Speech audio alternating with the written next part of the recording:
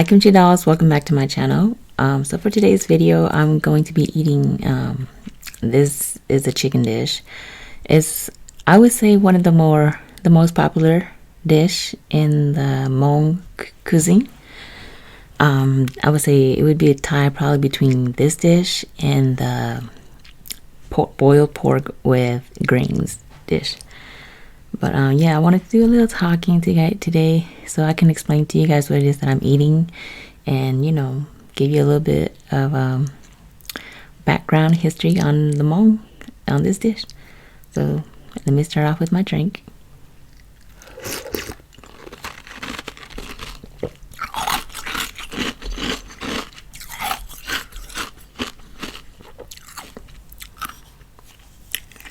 This is just plain jasmine rice.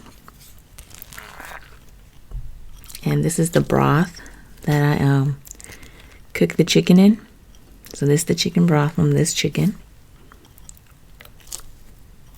Oops, sorry.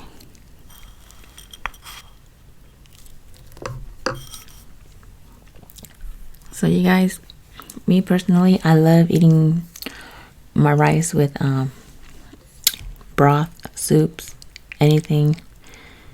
It's just what I grew up eating, so I'm used to it and I love it. So this dish right here is like the actual translation. So this dish, the actual translation is "qaitia," which translates to live chicken, or "qaitoa," which also translates to killed chicken. So, you know, originally, traditionally, if you make this dish, you know, it comes from a fresh chicken. I mean, a chicken that's still alive. And, you know, and then it gets killed right then and there and you eat it. So it's considered like a fresh chicken dish. I know some of you are like, oh my gosh, how could you kill your own chicken, kill a chicken and eat it like that? But I mean, it is what it is. That's how the dish is made. I'm not trying to be like politically correct on food or anything like that. I'm just here to tell you guys how it gets cooked.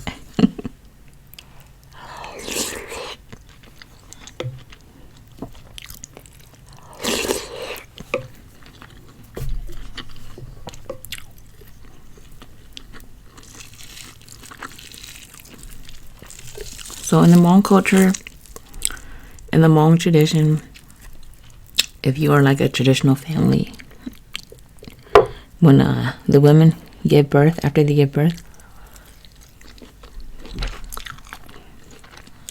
you're supposed to eat this dish for 30 days.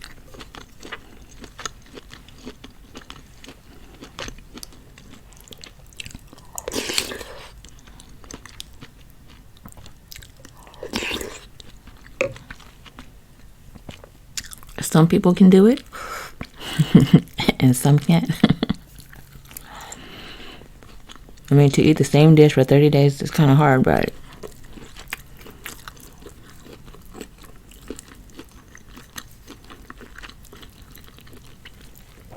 that's what our parents did. But I don't know about the new generations.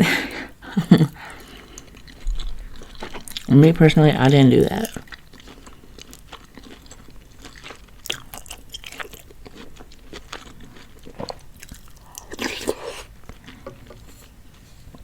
Like, I love eating this dish, but I can't see myself eating it for 30 days straight.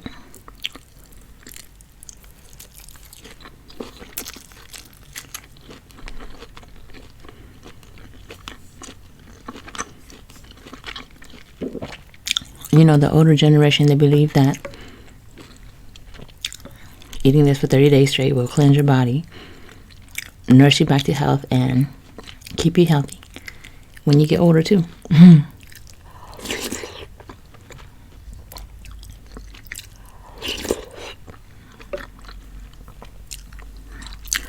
I always say, do whatever you believe. If you believe it works, then do it. You know, if you don't believe it works, then don't do it.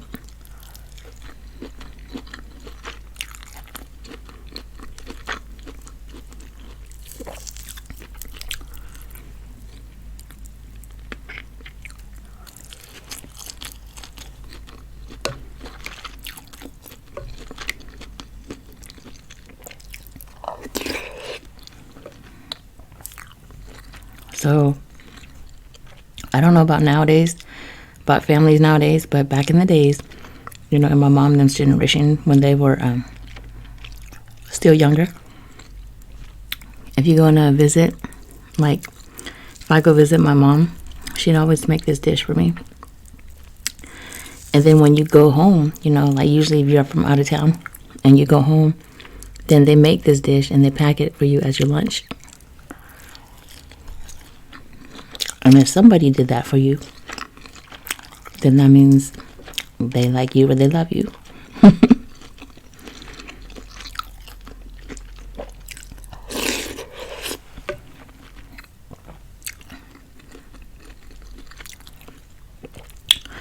So my mom and them's generation, you know, they weren't the lovey-dovey type. The type that says, I love you, you know. They didn't show their love through words. They showed their love through their food. I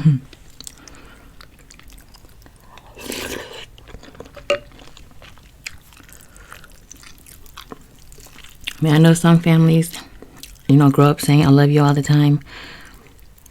And that's how I try to, you know, raise my kids and my family. But when we were growing up, that's not how my parents were with us.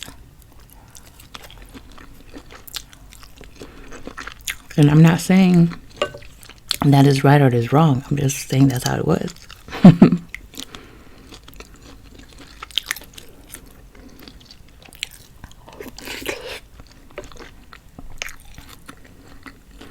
So, you know, Hmong people, and if they invite you to the house and if they make you this dish, that means they really like you.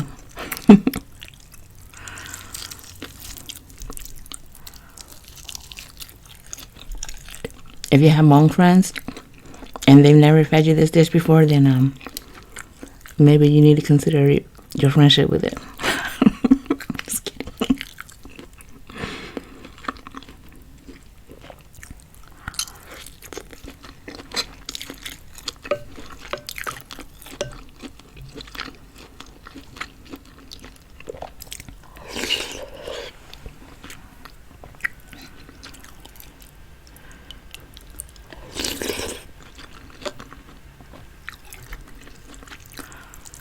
So, you know, when we were like younger growing up, our parents always, they always say like the drumstick for like their favorite, their favorite child.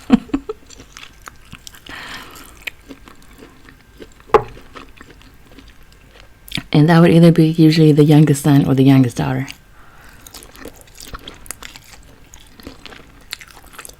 Or whoever was the youngest one at the time. I'm not saying it was like that in every household. I'm just saying it was like that in my household.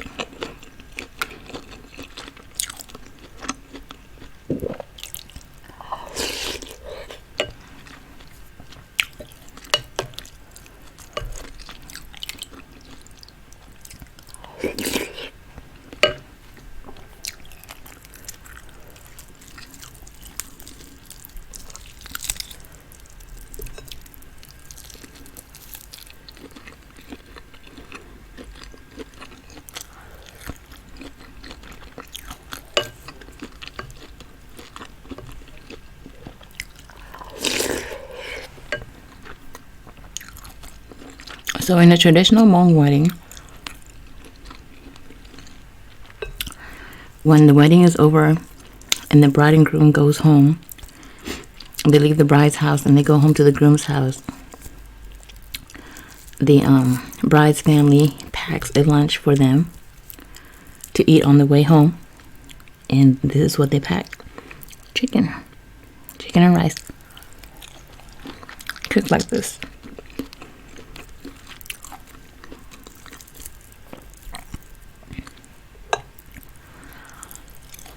So in traditional Hmong cuisines, you'll see rice, some type of meat plate.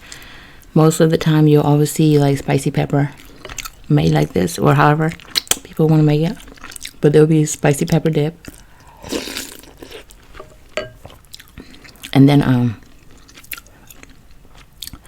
like a vegetable soup, a plain vegetable soup dish, because you know the older folks, they like to eat that.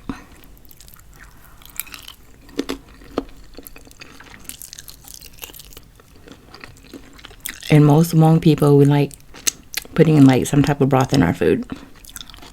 Not all, but most of them do.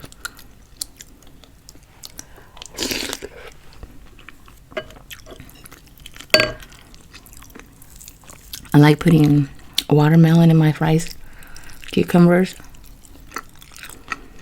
You know, if you're Hmong, you know what I'm talking about. Water, broth. When I was growing up, you know, we were really poor.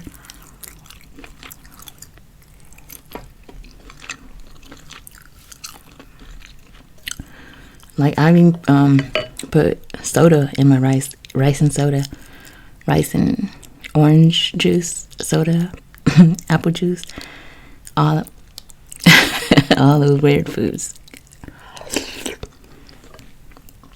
But you know, when you're hungry, and anything tastes good.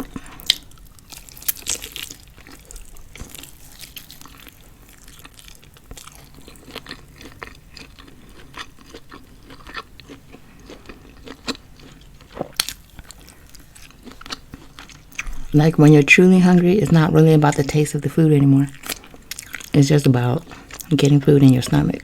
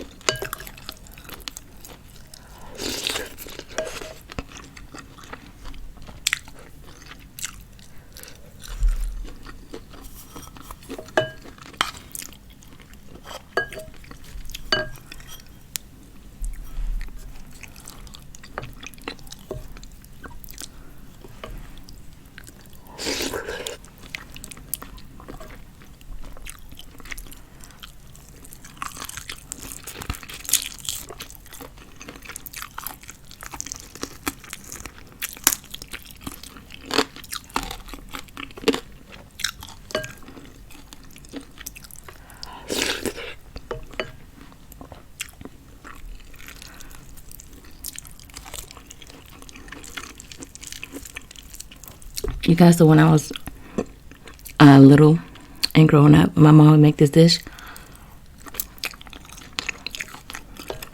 I'd have to hold the chicken for her so that she can, you know, kill it and cook it.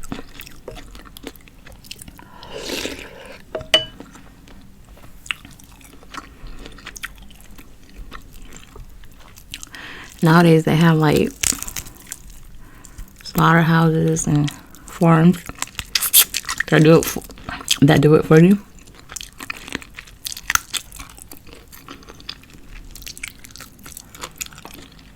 But there are still people who like to do it themselves.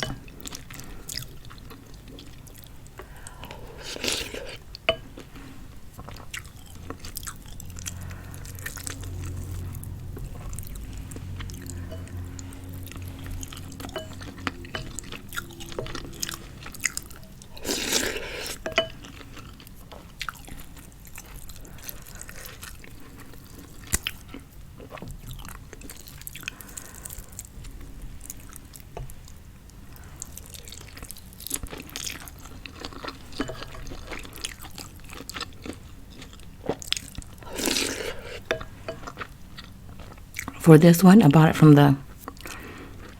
the chicken from the store. It was frozen.